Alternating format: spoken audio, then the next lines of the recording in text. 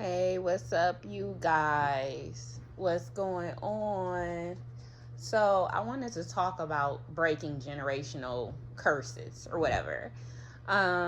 Yesterday, I was like, I want to add some more skills on top of what I'm already doing because I got this plan or whatever. So, I wanted to add some more skills to my arsenal when it comes to, the spiritual world, metaphysical stuff, palm reading. There's certain aspects of the psychic world that I connect with and I don't. I don't think I really connect with astrology like that. I feel like I connect with palm reading. Um I'm going to look into numerology, but for the most part I was like, okay, I want to add some more, things to my belt that I can do as far as, the psychic stuff. So I started looking into palm reading or whatever.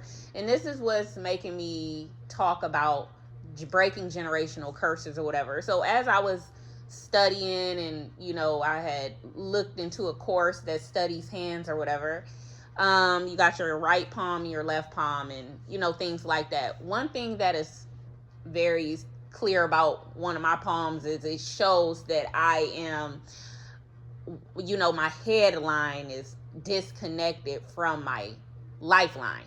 Okay. On my right hand, it's disconnected, which shows that I was primarily I'm an independent person. I was in survival mode growing up. I didn't really latch on to my family. I kind of did everything for myself, et cetera, et cetera, et cetera.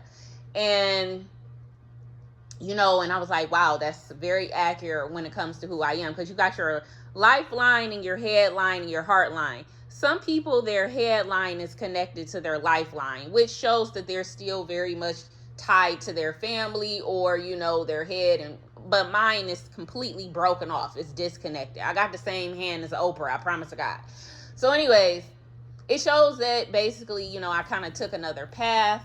In so many words, and my life was not easy. And it just shows that I'm a cycle breaker.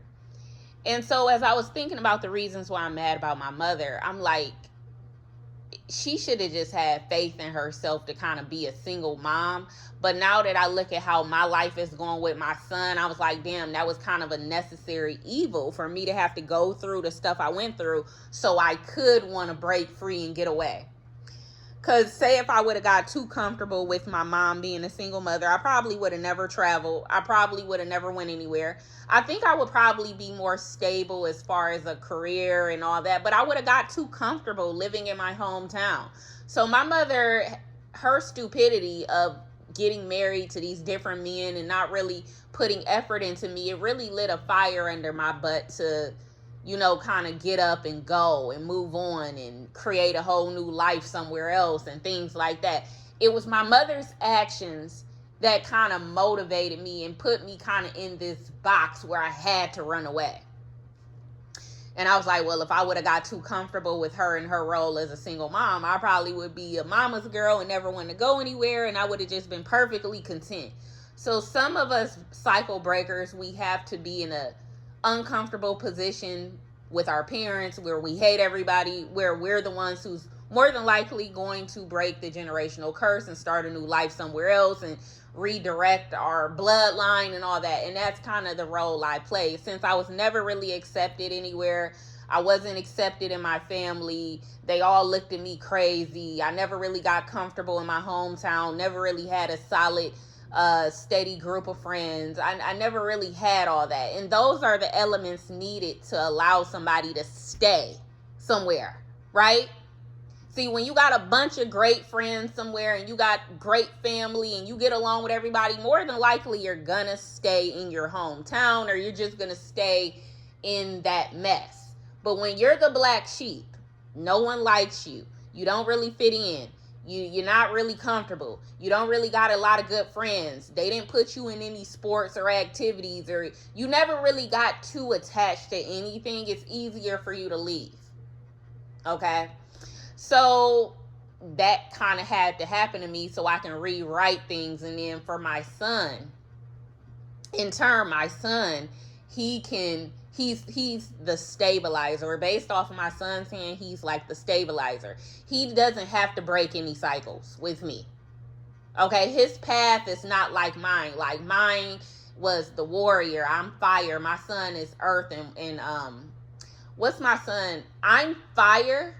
My son is earth and air. He's a stable. He's more so a stable personality type where he basically is going to build off of the stability I already created. So he doesn't have to fight the good fight. He doesn't have to go through all the trials and tribulations I had to go through. He doesn't have to do a lot. His job is going to be basically building off of what I already created. So anywho, that is the role of the cycle breaker. We're gonna be the ones that's never comfortable.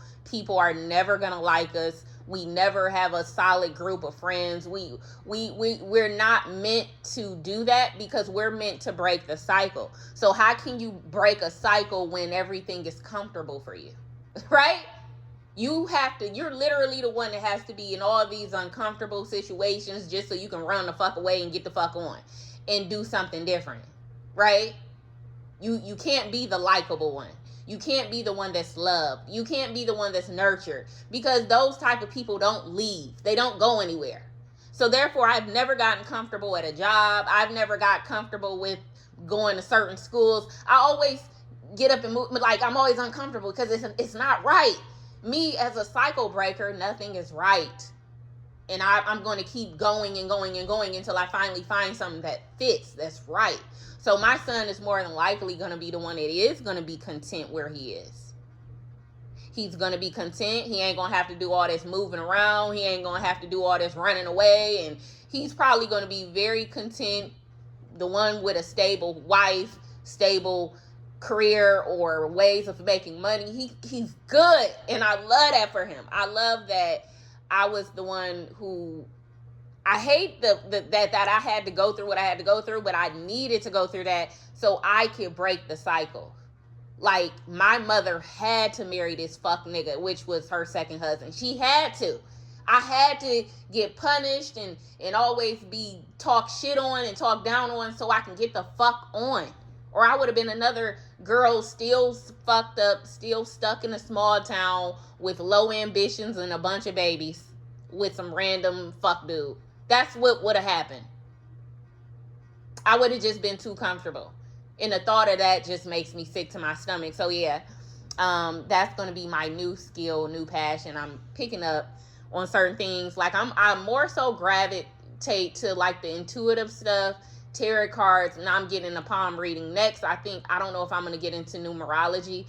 I'm not really into astrology. Like, it's going to be certain things that a psychic is just not going to be into. Like, some people, they can connect with certain skills better than others. Like, I don't connect with astrology on that level where I want to learn it in depth. Like, I know basic stuff, but I'm not an astrologer per se. Or at least right now, that's just not what I gravitate to. But I am into the hands. Like, I think I'm interested in learning about the hands and learning about all that stuff. And, you know, Venus, Mars, Apollo, Saturn, Jupiter, inner Mars, outer Mars, headline, fate line, heart line, lifeline, the breakages, like analyzing the hands. Like, that's something that's a skill that I want to pick up on. So anyways, that's all I wanted to say. Bye.